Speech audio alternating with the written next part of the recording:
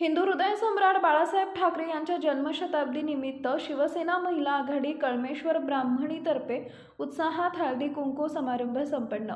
मकर संक्रांती निमित्त शिवसेना महिला आघाडी कळमेश्वर ब्राह्मणीच्या वतीनं स्थानिक महिलांसाठी विशेष कार्यक्रम मंगेश ठाकरे प्रस्तुत होम मिनिस्टर व हळदी कुंकू समारंभाचं आयोजन करण्यात आले होते।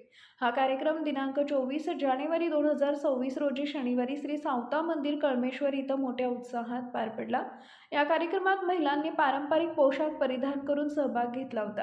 कार्यक्रमच्या अध्यक्षा पल्लवीताई आशिषजी जयस्वाल, रेवकीताई कृपालजी तुमाणे, प्रमुख पाहुणे स्नेहा शिवदासजी बोकडे, जिल्हा महिला संघटिका करुणाताई अष्टनकर, कांचन शुक्ला यांच्या हस्ते कार्यक्रमाची सुरुवात झाली।